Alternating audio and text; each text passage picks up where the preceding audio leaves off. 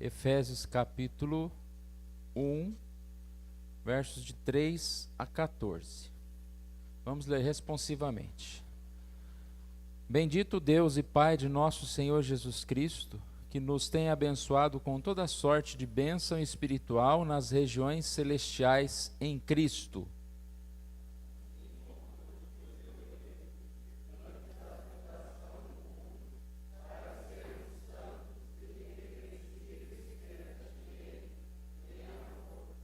Nos predestinou para Ele, para a adoção de filhos por meio de Jesus Cristo, segundo o beneplácito da sua vontade.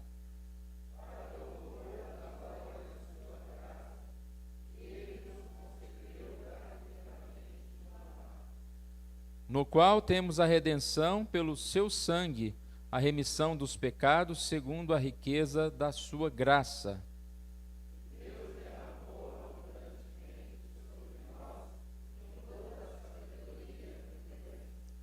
Desvendando-nos o mistério da sua vontade, segundo o seu beneplácito, que propusera em Cristo.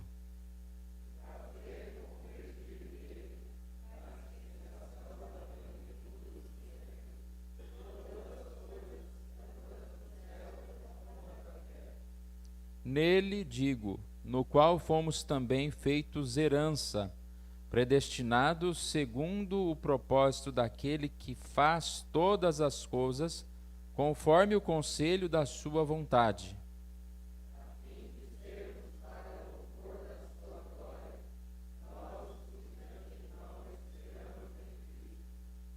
Em quem também vós, depois de que ouvistes a palavra da verdade, o evangelho da vossa salvação, tendo nele também crido, fostes selados com o Espírito Santo da promessa.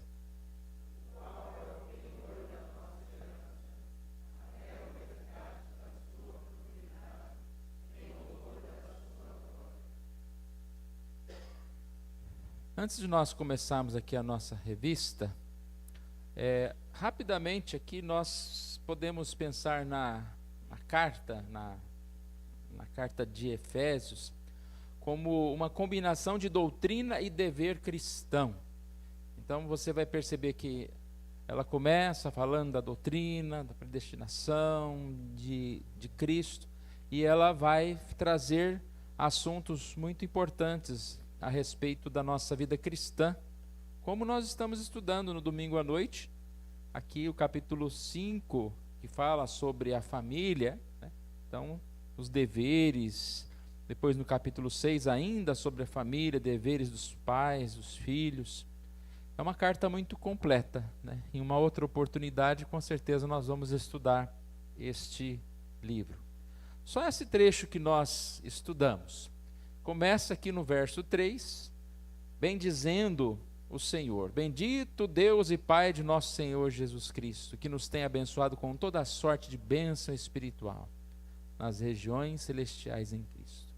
Gratidão pelas bênçãos espirituais, que é aquilo que nós recebemos e que é de maior valor, né, na nossa vida, é estarmos em Cristo Jesus. E nós temos aqui, de 4 a 6, ele fala sobre a bênção passada da eleição. Por exemplo, no 4a, nos escolheu nele antes da fundação do mundo. Fala sobre a bênção presente da adoção. Verso 4b, 5a, Deus em amor nos predestinou para Ele, para a adoção de filhos. Olha que presente. Somos filhos de Deus. É um privilégio e também um desafio. Depois, em terceiro lugar, dos versos 9 a 10, a bênção futura da unificação. Quando ele fala no verso 10, de fazer convergir nele, na dispensação da plenitude dos tempos, todas as coisas. Ele fala sobre essa união no caminho, né? Algo que vai caminhando para convergir, para estarmos na glória com o Senhor. E por último aqui o alcance dessas bênçãos, que é igualmente aos judeus e aos gentios, quando ele fala o penhor da nossa herança, né? Ele não está se referindo apenas a um grupo, a uma raça, mas todos os chamados, todos os escolhidos no Senhor. Podemos ver também aqui 3 grandes verdades, então. O povo de Deus é propriedade de Deus. Lá no verso 11 diz: nele digo, no qual fostes também feitos herança. E é importante a gente pensar nisso. A herança é uma coisa que a gente não torce para receber, né? Porque às vezes para receber tem que morrer um familiar nosso, né? Mas é bom receber uma herança. E quando fala que nós fomos feitos herança, está falando que nós temos valor para Deus, que Ele recebe a gente como uma herança, né? Não é um fardo, não é uma coisa que está ali para atrapalhar, né? Mas é um presente para Deus, nós somos um presente para Deus. Somos o povo de Deus pela vontade de Deus. E aí verso 5, por exemplo, fala que nos predestinou, porque foi forçado, nos adotou, não, segundo o beneplácito da sua vontade. Essa palavra beneplácito, ela tanto significa autorização, como também relacionada à aprovação, consentimento. Então, segundo o beneplácito de Deus, nós somos filhos de Deus pela vontade de Deus. E o ser, povo de Deus, que existe para a glória de Deus. Aqui vários versículos falam sobre isso. O verso 6, por exemplo, fala: nos predestinou para sermos seus filhos, para louvor da glória da sua graça.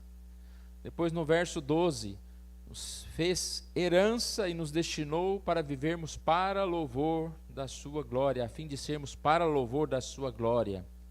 E finalmente aqui fala sobre remirar o seu povo, né, para essa possessão, para louvor ou em louvor da sua glória, o qual é o penhor da nossa herança até ao resgate de sua propriedade. Porque dele, por ele e para ele são todas as coisas. A ele, pois, a glória eternamente. Amém.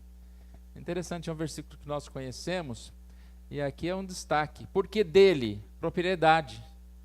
Nós somos de Deus. Por meio dele, é o beneplácito, é essa aprovação. Para ele, a glória, para a glória de Deus, são todas as coisas. Então eu queria, antes da gente começar, trazer esse resumo. Isso aqui seria um estudo de Efésios, né? Nós fizemos aqui rapidamente, mas seria uma parte do estudo nosso de Efésios. Vamos para a revista rabiscada agora.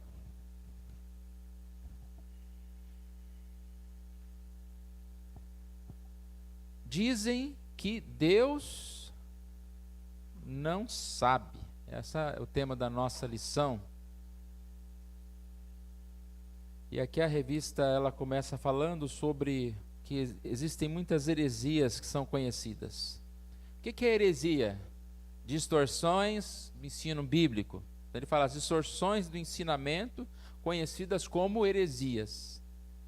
Então existem muitas distorções do ensinamento. E como que a gente combate heresia? Com a verdade.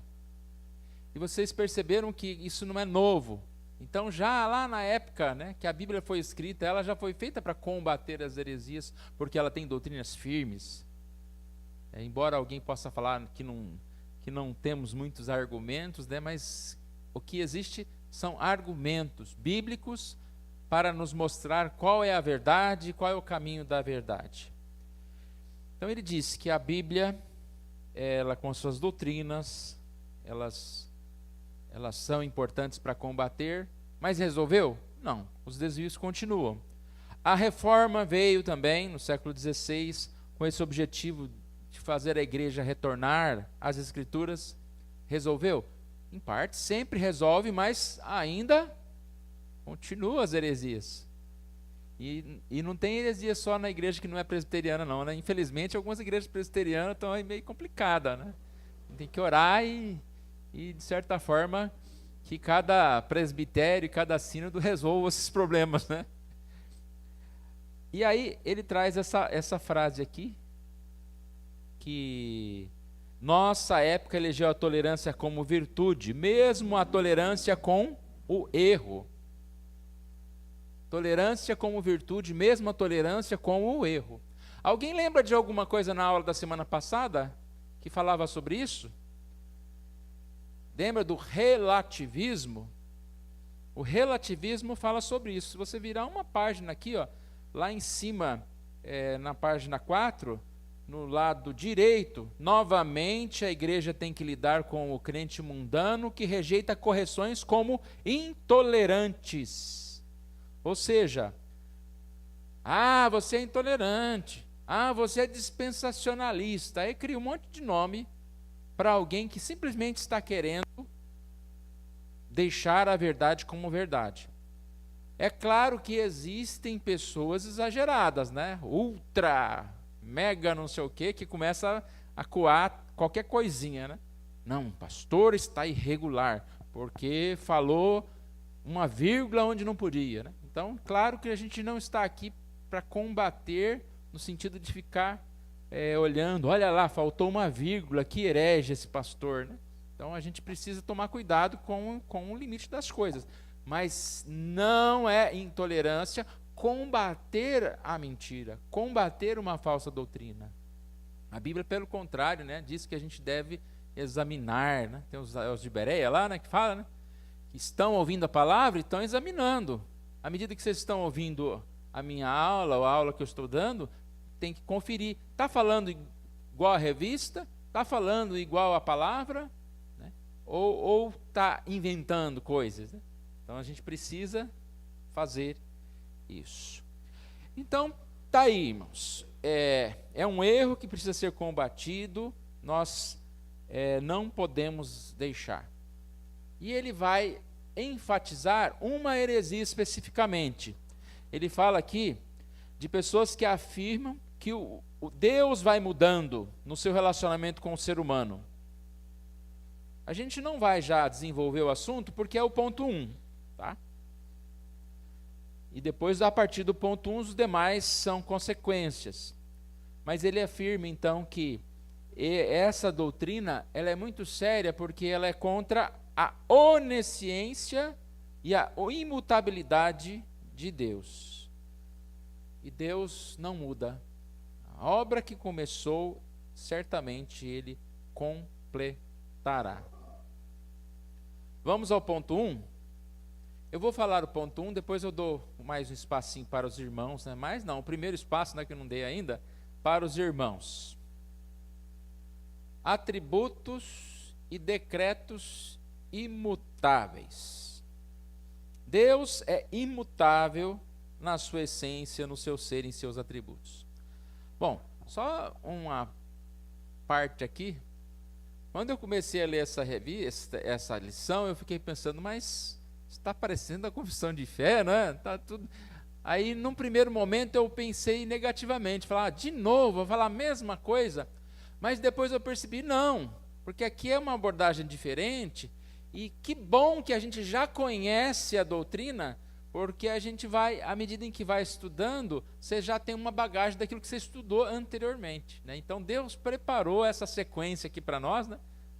Para que a gente estudasse isso hoje, já sabendo, estudando horas e horas, doutrinas que estão aqui dentro. Aqui são várias partes da confissão de fé, numa lição só. Então, foi positivo.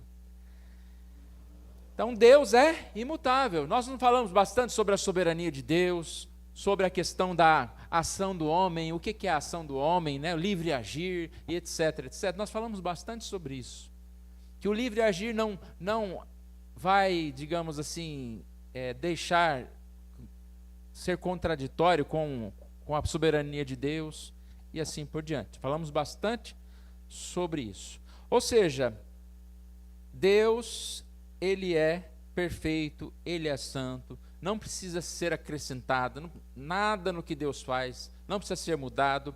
E ele começa dizendo aqui sobre que santificar ao Senhor, alguns entendem e sugerem que isso é fazer algum acréscimo ao Senhor. Não.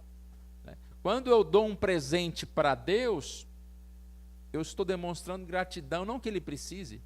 É igual você pegar um bilionário e falar, que presente que eu vou comprar para ele? Nenhum, né? Porque se for pensar materialmente, qualquer coisa que você dá, tanta pessoa tem condição de comprar, ou ela já tem, né? Mas você dar, você está expressando amor, está expressando consciente. Mesmo não acrescentando nada, você está demonstrando que confiou, né? Então o bilionário gosta de ganhar presente também, porque é uma demonstração que ele recebe de confiança. Assim também o nosso Deus, quando nós servimos a Deus, quando nós santificamos, né, é para a glória dele, mas não que ele precise disso.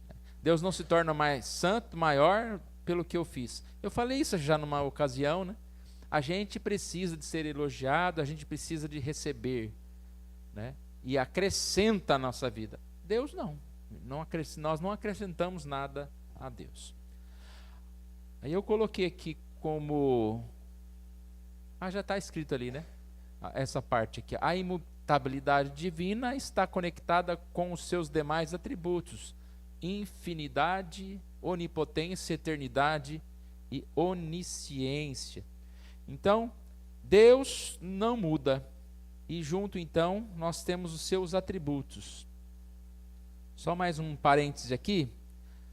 Infinitude e eternidade. Quando eu li, eu pensei, mas qual a diferença?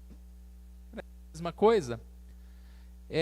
Eles são conceitos que se referem a algo que não tem limite, né, que não tem fim. Mas há uma diferença. A palavra infinitude se refere ao que não tem limites no sentido de fronteiras, espaço, tempo e quantidade, né? Ou seja, é diferente. A palavra eternidade refere-se a algo que não tem começo nem fim. Então você pode dizer de infinitude, por exemplo, o espaço, né? Não tem começo nem fim. Se você for reto aqui, você nunca vai parar, né? Pega um avião, vai. Dá a volta. Não dá a volta. Dá a volta porque a gente fica na gravidade, mas tem condição de ir, é infinito. O universo é infinito. A questão da eternidade, né, é que é algo que não tem nem começo e nem fim. Então Deus é infinito, porque não tem um começo. No princípio criou Deus e a terra. O princípio do quê? Dos céus e a terra, não é o princípio de Deus. Deus já estava lá. E a questão de espaço é a questão de infinitude. Deus se limita a estar aqui na igreja, hoje ele está visitando a igreja de Filadélfia, então as outras não entendeu? Não, espaço, Deus é espaçoso, está em todo lugar. Alguém fala, eu vi Deus, tá, mas ele estava só ali? Não, ele está em todo lugar, né? Deus está presente sempre em todo lugar. Então eu queria só trazer essa definição aqui. E aí entra aqui a frase: surgiu há alguns anos uma teoria segundo a qual Deus não conhece o futuro. Alguém lembra que doutrina é essa? Foi muito falado numa época. Na verdade, essa doutrina ela é de 1990, chamada Open Teísmo. É teísmo aberto. Open Teísmo é uma corrente teológica cristã que surgiu nos anos 90, principalmente nos Estados Unidos. A ideia central é que Deus é um ser dinâmico e relacional, que se relaciona com o mundo e com as criaturas de forma aberta e interativa. E essa doutrina, na época, deu bastante problema porque muitos pastores conhecidos, renomados, né, começaram a pregar isso. Vamos tentar entender melhor. A ideia deles é que Deus é um Deus dinâmico, ou seja, ele se relaciona e se adapta ao mundo e às criaturas. Ali a frase Deus relacional é um Deus que se relaciona com as criaturas de forma interativa. O que é essa ideia de interativa? É algo que você tanto pode mudar como o próprio Deus, né? Interagindo. Por isso eles falam desse futuro aberto. O futuro não é predeterminado. Deus não conhece o futuro de forma... Ó, heresia. Deus não conhece o futuro. Por que ele não conhece? Porque se ele é construído a partir dessa interação do homem, ainda ele está aberto. Por isso que é open teísmo, é aberto. A liberdade humana é real. Eles falam que então Deus permite que nessa interação as pessoas possam influenciar nos eventos futuros. Então Deus é um Deus vulnerável. Ele pode se alegrar, pode se entristecer com isto. Por que criaram essa doutrina? Principalmente para tentar explicar tragédias como tsunamis, coisas que acontecem, guerras, e falam, não, Deus não tem culpa, ele nem sabia. Isso acontece porque o ser humano foi por um caminho e interagiu. Aí tem que fazer uma ginástica, né, para isso dar certo. Mas é uma doutrina que a gente não vai ficar aqui, não é a aula open teísmo, né? Mas é uma doutrina, se você começa a ouvir essas pessoas que defendem falar, você começa, mesmo, olha, aqui explica isso, explica aquilo. Né? Então tem doutrinas heresias que são mais, digamos assim, lógicas, humanamente falando, do que a palavra de Deus. E por isso que muitas pessoas vão nela, que é mais fácil se acreditar numa heresia que explica alguma coisa, do que acreditar na soberania de Deus. Não, Deus é soberano e antes da fundação do mundo, escolheu os seus, ou seja, à medida que você escolhe, você também está condenando. Mas é mais fácil explicar por outras formas. Né? Então, nós somos da palavra, como a gente tem sempre falado, mesmo não compreendendo algumas coisas, nós aceitamos e recebemos porque é a palavra de Deus. Então, este ponto aqui, né, essa doutrina que surgiu, essa teoria, falando que Deus não conhece o futuro está aberto, o futuro não existe. Por que acontecem as coisas ruins? Porque o homem frustra a vontade divina, e aí estraga uma coisa e Deus tem que ficar correndo atrás, né? Buscar novas soluções, as ideias. E nós sabemos que, não, Deus é onisciente, os seus decretos são eternos, a sua vontade prevalecerá. Acabamos o ponto 1. Os irmãos estão compreendendo? Querem nos ajudar aqui? Fazer algum comentário? Cadê o microfone? Tá aqui? Fique à vontade, irmãos, para nos ajudar. Quer falar? Só um pouquinho. Vou do João teste primeiro, depois você. Som 2. Porque foi falado assim, Deus não conhece o futuro. Deus conhece. Agora, nós humanos, nós é bom não saber o nosso futuro. Que em nossos dias acontece assim, coisas, fato que se a gente soubesse que ia acontecer, a gente entrava em desespero. Quer dizer, nós não podemos conhecer o nosso futuro, porque então na hora que as coisas difíceis acontecem, Deus está pronto para nos ajudar. Porque já pensou, a pessoa imaginar o que ele vai passar, se ele é rico, ele vai ficar pobre, se ele tem saúde, ele vai ficar doente daqui 10 anos. Quer dizer, se ele soubesse, se o ser humano souber que daqui 10 anos ele vai ficar doente, daqui 10 anos, ele já fica doente agora. Ele se acaba. Então quer dizer que nós não podemos saber o nosso futuro. Nós temos assim esperar que Deus está sempre nos ajudando. Mas, mais uma vez dizendo, o futuro é só para Deus mesmo. Só Deus conhece, né?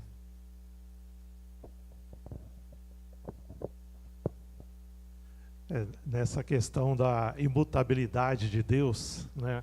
Ela está relacionada diretamente, por ser um decreto, na soberania de Deus, né?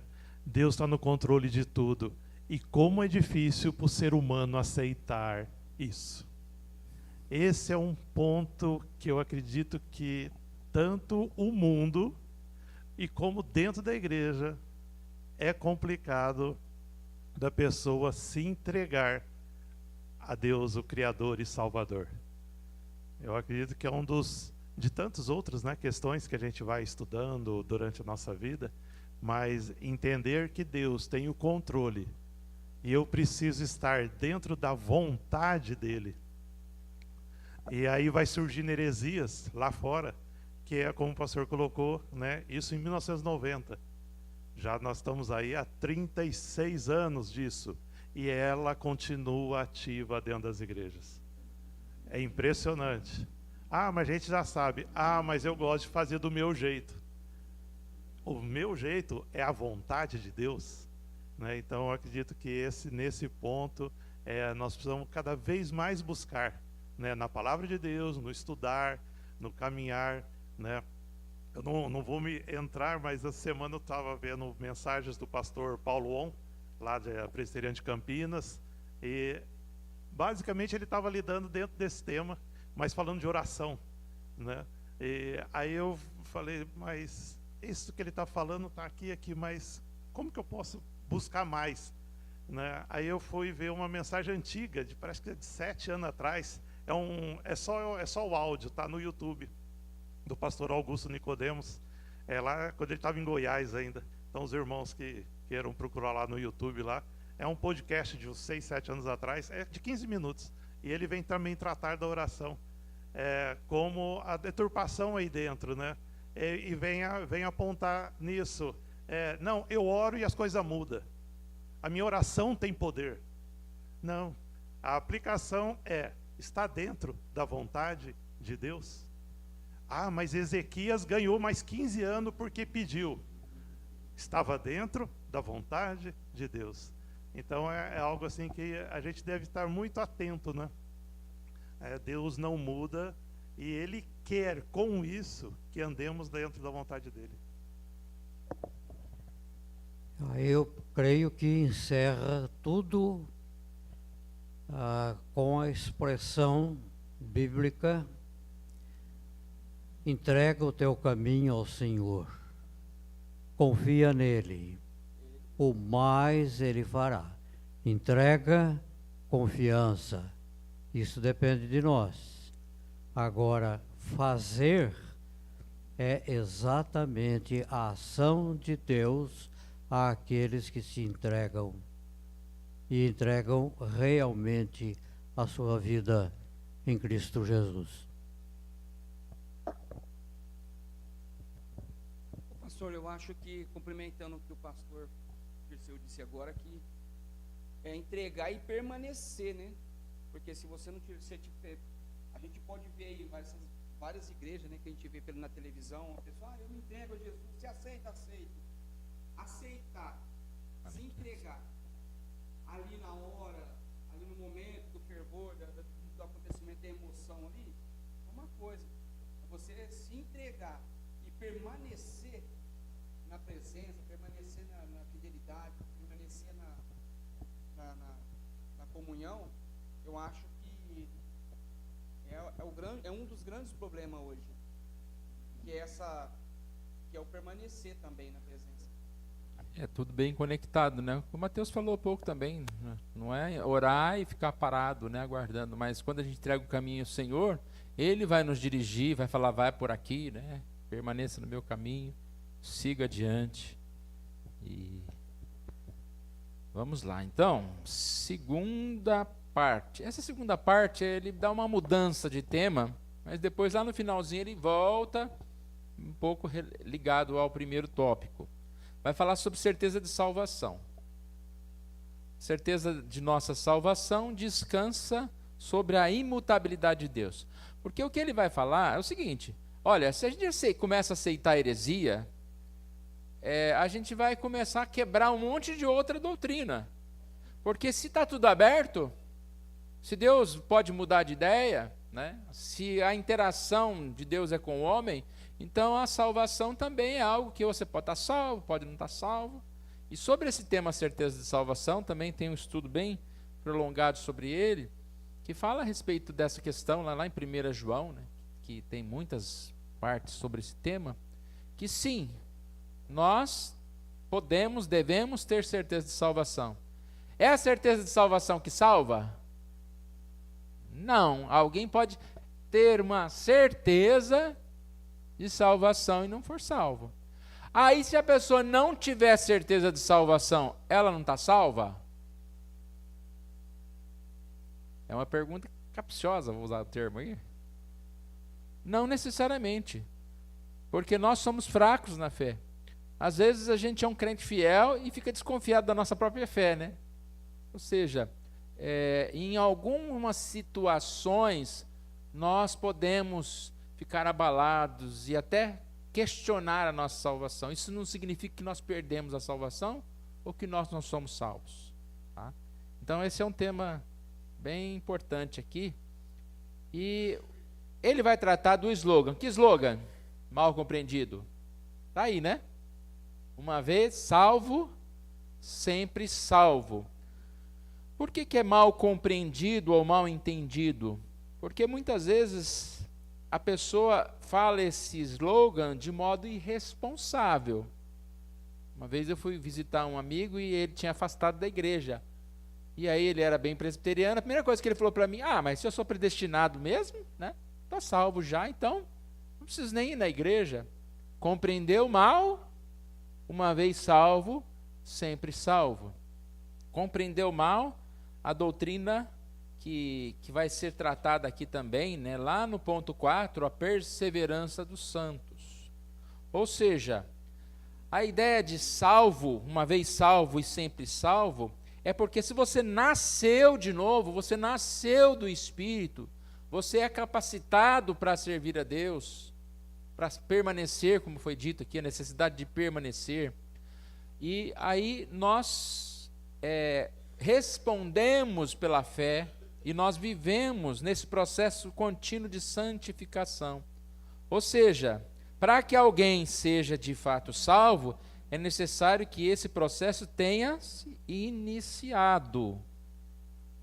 Então, se a pessoa foi à igreja, fez a sua profissão de fé e falou: agora eu estou salvo, não vou mais, não preciso mais. Não. Ela apenas fez um compromisso com a igreja, mas ela não fez um compromisso com Deus. Quando você inicia um processo, você permanece até o fim. Você não para nele.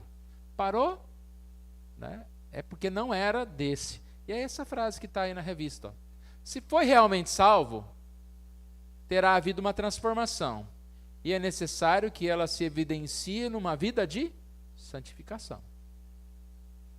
Quem não evidencia a santificação será condenado, não porque perdeu a salvação, mas porque nunca foi salvo. Então a nossa igreja ela entende que não se perde salvação, que é uma doutrina. E quando eu disse que se a pessoa não tem a certeza de salvação, ela não está salva, em pergunta, eu disse isso porque tem muitos irmãos firmes com Deus, mas que têm uma doutrina diferente. A maior parte das igrejas pentecostais pensam que pode perder a salvação, e nem por isso está todo mundo perdido, né? É porque eles entenderam diferente a doutrina. Mas nós, como presbiterianos, vamos defender a nossa forma de interpretar. Porque eu posso ter certeza de salvação, por quê? Eu tenho essa companhia do Espírito Santo. Eu sinto essa presença de Deus na minha vida. Mesmo que em algum momento eu me afaste do Senhor, eu nunca me sinto não crente mais. Agora eu não sou mais. Não. Se você tem esse sentimento e um dia falar: não, negócio de igreja não é nada, é porque você nunca foi salvo. Porque se você uma vez foi salvo, quando você se afasta, você fica triste, você fica envergonhado e volta para o Senhor, né? Então esse é o tópico aqui. Esse nascer de novo é o que traz a segurança de salvação. E não a frase em si, né? Uma vez salvo, sempre salvo. Mas é estarmos com Deus. Alguém quer comentar essa parte? Eu vou fazer resumidamente, porque o tempo não para, né? Querem comentar essa parte? Lá atrás. Depois o pastor. Fala no microfone que está transmitindo. É muito difícil falar sobre isso, que uma das nossas aulas a gente teve com os adolescentes e entrou nesse assunto, né? Uhum. E para eles que eles estão numa fase ainda assim, meio que racionais, para eles é difícil entender, né? E eu falei exatamente isso para eles. Falei assim, uma vez que você... Liliane, então quer dizer que eu sou salvo, então eu posso fazer o que eu quiser, que vou continuar salvo, né?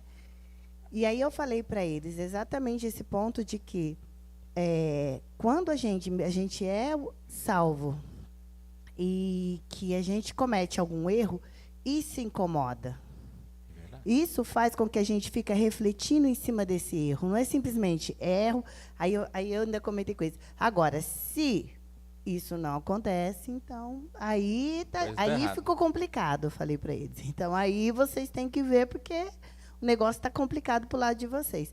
Então, para eles, né, para os adolescentes, assim, a gente tem que trazer eu trago sempre de uma forma prática no dia a dia deles, justamente para eles entenderem isso, que quem é salvo é salvo. Tem pessoas que caminhou um bom tempo ali, né, da igreja, envolvido tudo, e de repente passa um tempo distante, e eu falei exatamente isso que o pastor falou, mas isso incomoda. Ele tem vergonha, ele não consegue estar ali de volta, e isso incomoda muito, né? E já tem pessoas que não, que isso para eles, não, eu posso cometer meus erros e continuar caminhando, e depois aí vem as consequências de tudo isso. Então, é exatamente isso que o pastor falou, foi que eu passei para eles esses dias. Pastor Dirceu.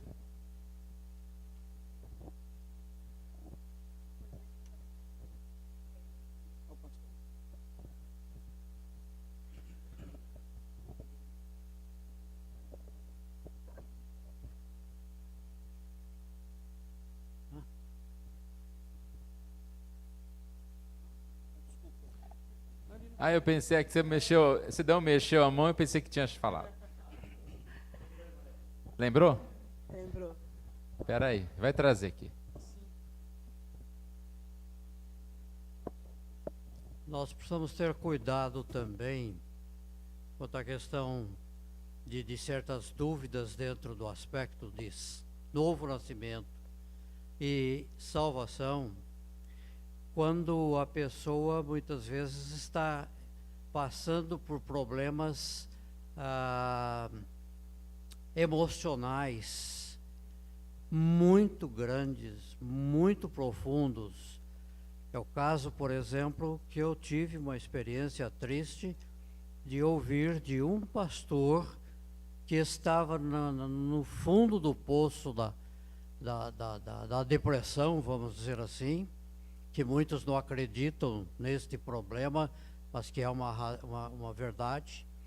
E ele passou a afirmar para nós, colegas, eu não sou salvo, porque se eu fosse salvo, eu não estaria passando por esta situação. Aí nós precisamos muito cuidado, porque podemos ouvir isso até de irmãos na igreja.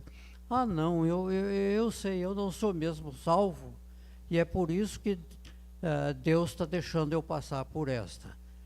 Precisa muito cuidado nesta hora para orientar estas pessoas que o momento depressivo em que ela está vivendo e passando não é a justificativa de afirmar, eu não sou salvo. Já que o Daniel, pode levar lá, o Daniel citou o Augustus, eu lembrei de uma frase do Augusto, ele fala, se você está com essa preocupação, já fique tranquilo, porque você é salvo, porque quem não é salvo não está preocupado se é salvo ou se não é salvo, né? Vamos lá. Uma outra coisa que eu ia perguntar é em relação se está errado, né? Uhum. Muitas vezes, quando a gente cai ou desiste de comunhão e tudo mais, quando a gente é salvo, a gente tem que acreditar na salvação. Se você tem o Espírito Santo, ele vai te exortar diante da palavra, num culto que você vai, num estudo bíblico, numa comunhão com os irmãos. Agora, tem momentos que a gente tem o acusador. Então, a gente acredito que é importante a gente ter esse discernimento de Espírito Santo te tocando que você está errado, através da palavra, e o acusador te punindo, te acusando o tempo todo que você está errado, que você fez coisa errada, que você não vai ter salvação, que você vai para o inferno, o que for. Então, é bem isso, né? Acredito que quando a gente erra o tempo todo, mas você tem um Espírito Santo que está sempre ali te guiando. Quando a gente procura a ouvir Ele. Agora, se você der a brecha do acusador, a gente começa a falar, eu sou isso mesmo, eu não valho nada, não tenho a salvação, eu vou cair. É isso mesmo, né? A gente tem essa diferença, não tem, pastor? Sim. Então, a revista, vocês perceberam que cada ponto quase que é uma lição inteira, né? O próximo ponto é a ordem da salvação. Eu já estudei de quarta-feira a ordem da salvação em 5 semanas, né? E aqui está num tópico, né? Então, por ser o tempo curto, não dá para a gente falar todos esses detalhes como esse que você está levantando. Mas uma questão da certeza da salvação, o que acontece muitas vezes, eu acho que está dentro do que você está falando, é a gente estar afastado do Senhor de uma certa forma que a gente acaba nem se tocando pelas coisas de Deus. Parece que o Espírito Santo de Deus fala e você não está nem aí. Mas não significa que você perdeu a salvação ou que você não é salvo. É que você realmente está passando por um momento de esfriamento na sua vida, na sua fé. Mas Deus não vai permitir que permaneça nisso. Por isso que a gente, em um determinado momento, o Espírito Santo fala conosco, fala, não, volta para cá, né? Não deixe que o acusador te leve para lá. Né? É mais ou menos dentro desse princípio. Né? E é uma das questões da certeza de salvação. E não dá para você... se é difícil até para a gente julgar o outro, né? Que muitas vezes a pessoa ela está numa situação lá e se é salvo, se não é salvo, é muito particular isso para ver. E tem várias formas aqui de acontecer. Mas vamos lá. Ponto 3. Uma cadeia inquebrável. Aqui vai falar dessa palavra que eu chamei de Ordo Salutis, né? Que é a ordem da salvação. É uma doutrina, mas que está baseada em Romanos, capítulo 8, verso 30. Aos que predestinou, a estes também chamou, e aos que chamou, a estes também justificou, e aos que justificou, a estes também glorificou. Lembra que tudo isso aqui partiu da questão do teísmo aberto. Se está aberto, se é uma questão interativa, que se Deus muda tudo. Muda a certeza de salvação e também muda aqui, que não tem cadeia inquebrável. Cadeia está quebrada, né? Cadeia está quebrada. E a palavra diz que não, que existe essa ordem estabelecida na eternidade.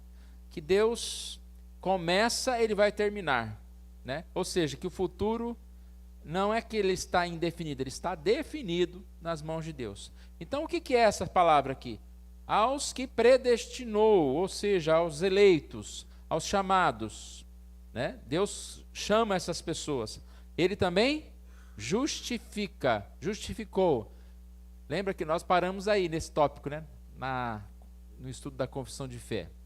Justificação significa Deus tornar justo. Ele torna justo mesmo nós não sendo justos, ou seja, nós somos aceitos pelos méritos de Jesus, nós somos aceitos e somos recebidos por Deus.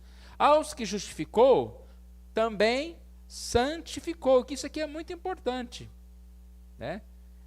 Porque nós não somos simplesmente justificados e não fazemos nada. E esse justificado glorificou, será glorificado, ou seja, estará com Deus nos céus. E aí a lição traz uma palavra aqui que eu achei interessante, que os tempos verbais estão no passado. O futuro de Deus já é tão certo quanto o passado. Ou seja, ele não diz aos que chamou, justificou e glorificará, por exemplo. Né? Ele glorificou. Mesmo nós ainda não estamos no estado de glória, ele já fala, glorificou. Ou seja, que não vai mudar. Glorificará dá uma ideia de futuro. Vai que não, né? Mas aqui não. Glorificou. Ou seja, você já é um glorificado porque você já faz parte desse processo. Você já foi chamado. E a certeza de salvação envolve tudo aqui, né? A certeza de salvação é muito importante para nós, porque a gente pode viver com paz, com esperança. E mesmo se a gente passar por aqueles momentos que a gente falou, de esfriamento, a gente não vai acomodar. Falar, não, peraí, eu preciso voltar para Deus. Que eu sou filho de Deus. Eu tenho uma identidade. Eu não posso pegar a identidade do mundo. O mundo morreu. Eu não posso viver para o mundo. Eu já conheço. Eu nasci de novo. Eu sou nova criatura. Então aqui ele fala, né, sobre essa questão perfeita da obra de Deus. Temos aqui um slide. Paulo fala da obra da Trindade na salvação do crente. Aos crentes são escolhidos pelo Pai, remidos pelo Filho e selados com o Espírito Santo. Essa parte dos selados, a gente sabe muito bem essa ideia do selo, né? Um selo, ele vai fazer com que aquela carta tenha autoridade, ela está aprovada para ir para outro lugar. Então é essa ideia de selo, nós somos selados, somos marcados para já ir para o Pai. E a palavra penhor também. Penhor é aquela coisa que você deixa lá no lugar do dinheiro emprestado, por exemplo, né? Eu vou deixar esse microfone lá e pegar R$10 emprestado. É uma garantia de que eu vou devolver os R$10. O Espírito Santo é o penhor na nossa vida. Ou seja, Deus deu o Espírito Santo para nós como uma promessa, algo de tanto valor nós já temos, como uma garantia de que um dia nós estaremos com Ele nos céus. Nós estaremos juntos com o Senhor. Então, é isso que nós vemos aqui, né? Muitos crentes acham que depende dele, né, a salvação. Não, manter a salvação não depende de nós mesmos, das nossas obras, mas depende dessa eleição, desse chamado do Senhor, que traz Gálatas 3:3, falando sobre os insensatos, começaram no espírito e se aperfeiçoam na carne. Vamos para o ponto 4, que o nosso tempo está acabando, depois a gente conclui, e se tiver mais um tempinho, a gente dá a oportunidade para os irmãos. O ponto 4, a doutrina da perseverança, que está um pouco relacionado com a certeza de salvação. A perseverança dos santos significa que aqueles que Deus regenerou não podem cair em total, nem definitivamente, mas certamente perseverarão até o fim. Poderíamos até usar a mesma frase aqui, uma vez salvo, sempre salvo, nesse tópico 4 aqui. Ela também é uma doutrina mal interpretada. E muitas vezes a pessoa entende que perseverança, primeiro a perseverança dos santos, é porque eu sou forte, eu estou perseverando. Não, a ideia de perseverança é que eu vou continuar na caminhada, mas porque Deus me faz perseverar. A força vem de Deus. E a perseverança também não tem aquela definição errada de que a perseverança uma vez salvo, sempre salvo. Não, a perseverança ela está relacionada ao caminhar, né? E é claro que se vai perseverar no caminhar, vai perseverar no salvo também, na salvação. Aqui fala sobre que apenas um pecado que não tem perdão, pecado contra o Espírito Santo, o abandono da graça. E quem comete esse pecado nunca foi salvo, que é o incrédulo. Eu achei interessante, não sei quantos conhecem aquele professor, historiador, Leandro Carnal. Ele está estudando sobre Jesus, ele vai escrever um livro sobre Jesus. E eu assisti um pedaço de uma entrevista, ele falando sobre Jesus, sobre os evangelhos, você fica assim, conhecimento que aquele homem está tendo sobre a Bíblia, sobre Jesus. Aí uma pessoa que estava entrevistando ele perguntou, mas você continua ateu, mesmo estudando sobre Jesus? E ele riu. Ele falou, essa pergunta todo mundo me faz, mas é engraçado, né? Não me faz. Eu estudei Maomé, não me falaram que se eu me tornei lá, né, seguidor de Maomé. Eu estudo o candomblé, não me perguntam se eu me converti ao candomblé. Mas eu estudando Jesus, as pessoas ficam me perguntando por que eu não me converto a Jesus. O que essa frase dele diz por trás? Que ele realmente não considera nada de Jesus, não considera a Bíblia. E por que a gente faz essa pergunta? Porque a gente sabe que o único Deus é Jesus. Não tem candomblé, não tem não sei o quê, não tem outra religião. Então você percebe que essa pessoa, ela está blasfemando contra o Espírito Santo. A graça, não existe isso. Isso não é verdade. Isso é algo para ser estudado historicamente. Vai falar um livro sobre Jesus, a gente pode até ler que vai ser abençoado, porque ele não vai falar mentira, ele vai falar as coisas que ele extraiu da história e da Bíblia. Mas tem fé nisso? Não tem. E a gente percebe então que a perseverança aqui da salvação, ela fala sobre estarmos perseverando na presença do Senhor, né? Que fala, eu vou ler aqui um trechinho. Uma pessoa precisa perseverar até o fim para que fique evidenciada que ela for de fato salva. Então, eu já falei que ela vai perseverar até o fim com a força de Deus. Mas ela precisa permanecer. E é bom isso, né? Eu já citei exemplo. Eu voltei para Ribeirão depois de tantos anos, né? Poucos anos, de alguns anos. E a gente vê pessoas no mesmo lugarzinho, né? Encontrar o Daniel aqui, ele estava lá. Ele está perseverando. E infelizmente também encontro pessoas que nem vão mais na igreja. Pessoas que talvez mudaram para outra igreja, espero que estejam firmes com Deus. Mas a gente percebe exatamente quem é realmente salvo permanece até o fim. É o que a gente falou no ponto anterior. Se não permaneceu, é porque só estava na igreja. Só participou lá de alguns trabalhos e se afastou. Porque nunca foi salvo. A certeza de nossa salvação repousa sobre a imutabilidade de Deus. Ele decidiu nos salvar. Então, todos esses tópicos aqui estão combatendo essa ideia do teísmo aberto aqui, de que Deus muda, Deus interativo, essas heresias que estão aí. E nós devemos nos firmar cada vez mais nela. Jesus não desistirá de nós. A certeza de salvação é uma bendita esperança. Essa certeza nos enche de alegria. E aí, podemos ir para a cama certos, né, de que estamos com o Senhor. Deus também não precisa fazer cálculos para saber quantos salvos, né? Já pensou, toda noite Deus vai fazer uma conta, agora eu perdi tantos eleitos, agora... Não. E nós, hoje eu dormi salvo, amanhã não, amanhã eu dormi, se eu dormir hoje eu vou para o inferno. Estava lembrando da musiquinha, né? Se o teu coração parar de bater agora, se você for embora, para onde você vai? Essa resposta, ela precisa sempre, né?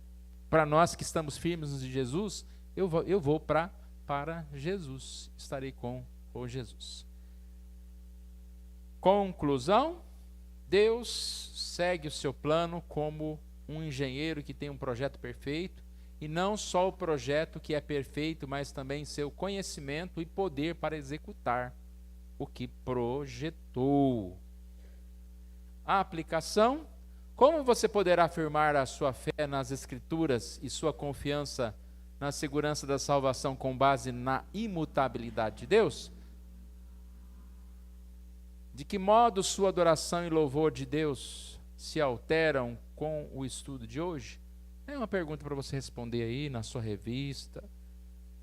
Se quiser escrever uns pedacinhos. Ela quase não tem lugar branco, né, nessa revista para escrever, mas põe um caderninho aí para acompanhar a revista, faça as suas anotações. Então que Deus abençoe, irmãos. Vamos terminar que já está na hora, já são 10h30.